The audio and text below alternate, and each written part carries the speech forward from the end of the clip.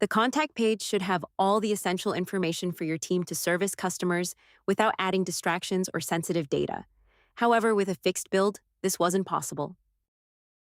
So, we're glad to introduce contact page customization. Let's learn how to use it. Head to the Smart List tab in the Contacts section and click the three-dot icon to select the Settings option. Select Customize Contact Detail View and create or edit a view. If creating a new view, enter a name, select the users that will use it, then click Create. Design layouts by rearranging modules, choosing panel structures, and selecting display formats. Clicking Save once you're satisfied.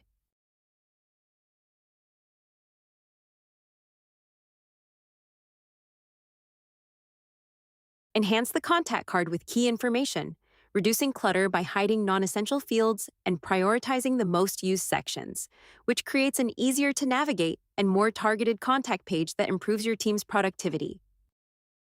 Customized contact pages can be reassigned or unassigned as needed, ensuring you have the flexibility while your team remains focused on their important tasks and information.